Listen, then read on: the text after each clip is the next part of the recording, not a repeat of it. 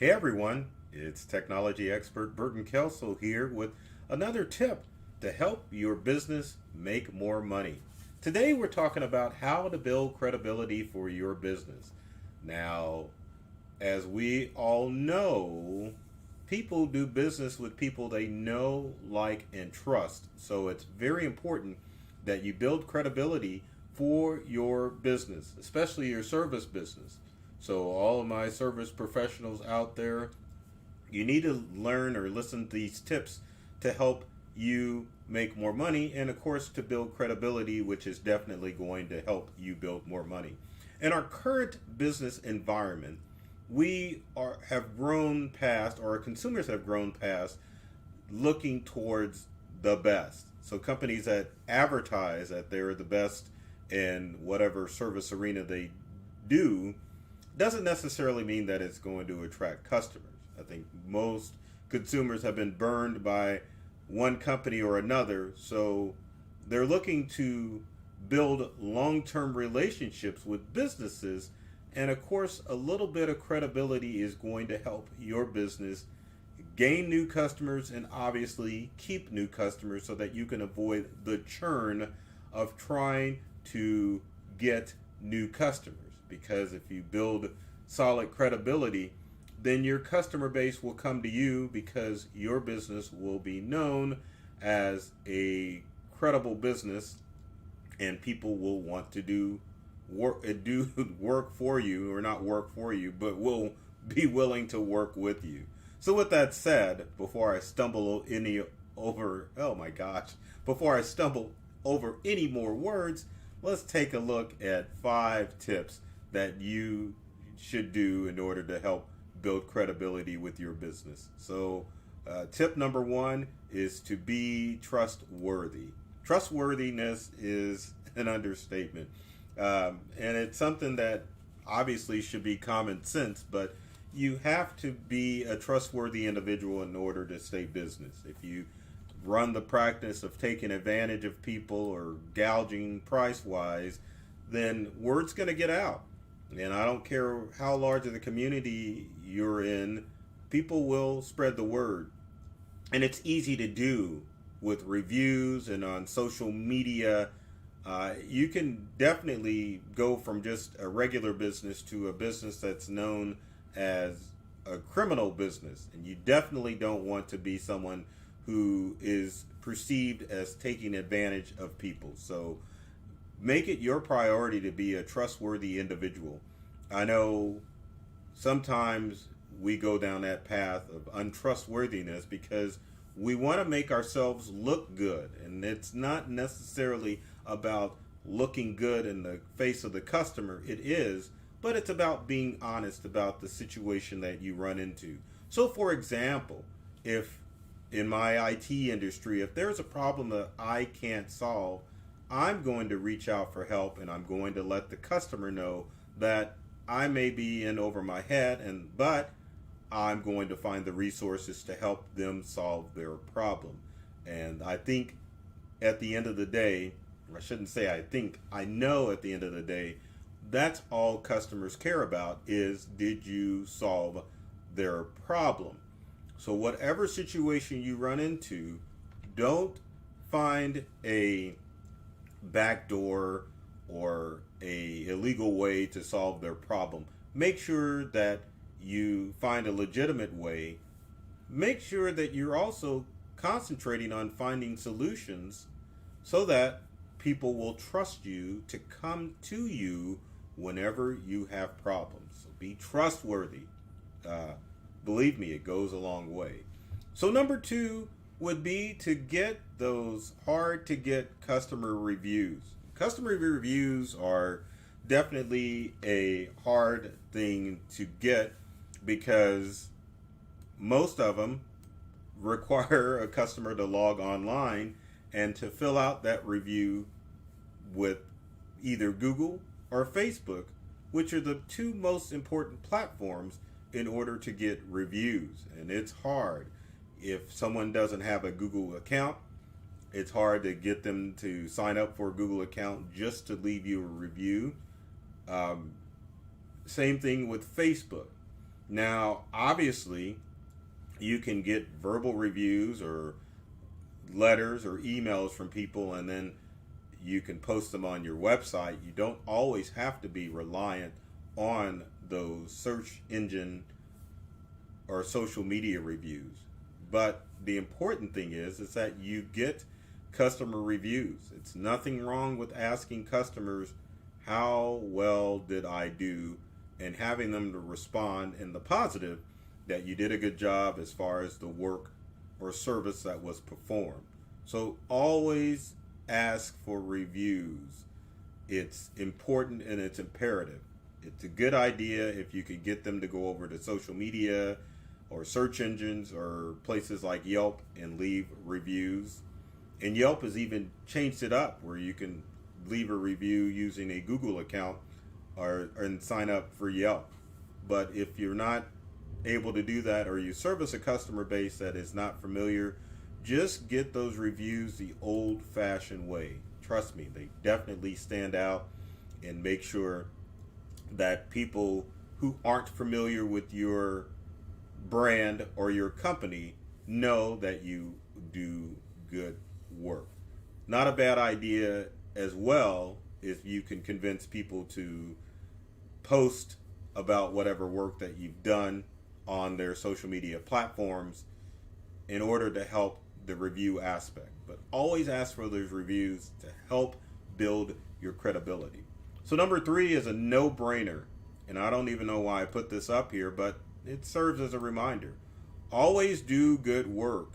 I shouldn't have to state that, but do good work. Don't do shoddy work. I think one of the things that we take for granted as far as customers are concerned is their perspective as how well the job was done. And I think many service professionals and other businesses fail to ask the question, did I do a good job? And it's important that you ask that question. You can't just leave it up to assumption that you went in and you did some work and you provided a service and then you left and you got paid.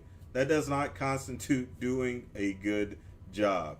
All you've done is work. You haven't necessarily done good work because you've got to ask the customer, did I do good work?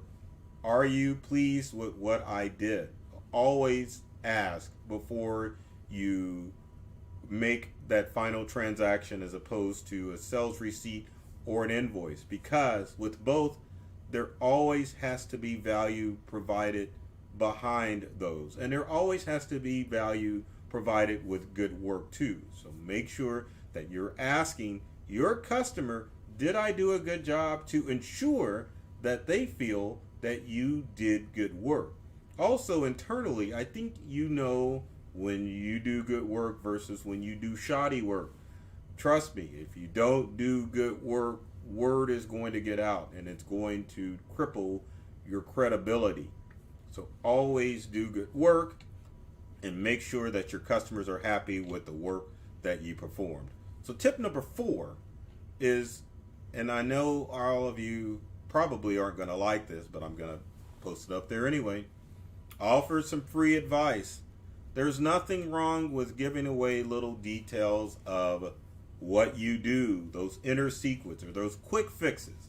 Nothing wrong with it, because it helps build credibility that you know what you are talking about. Now, no one hates more someone who says that they can do the work, but they can't do the work. But to build your credibility, you constantly have to show that you are a capable individual or that your company is capable. So it's nothing wrong with offering free advice. And it doesn't mean that every time someone calls in that you're giving away the shop by giving out the free advice. There are many ways that you can give out free advice. Number 1, you can post on social media different tips and tricks that people commonly encounter as far as problems related to your industry. You can also create a blog, whether it be weekly, bi-weekly, or monthly. Send out a blog post or a quick newsletter giving out those little quick tips to help your current customer base and your current and existing are the same words, right? But your potential customer base, because it's building credibility when you're giving out those tips and tricks, and you are asserting yourself as an authority in your industry when you're sharing information like that. There's nothing wrong with putting out some quick how-tos when it comes to your business. Don't be afraid to do it. Now, obviously, you have to keep watch for those who want you to do a major project and you give all the details for free. You don't want that. It's little minor things like how to quickly unclog a drain if you're a plumber, or if you're an IT person, what's the best antivirus software out there? If you're an appliance repair, should I use the self-cleaning function on my oven or not? If you're in lawn care, what's a quick thing that I can do to help have a beautiful lawn? Or what are some quick lawn maintenance tips? The list goes on depending on what type of service that you offer. If you're an automotive repair, what are the maintenance things that I need to do to my vehicle? Because truth be told, people like using your services, but they don't want to be using them all the time. So give them some tips to help them keep going and to help them out, and it will help build your credibility. And 5 is the hardest one that service businesses or any business wants to deal with, and that is get some media coverage. Media doesn't necessarily mean TV or radio. It can also mean blog post or anything that is constituted media in today's world.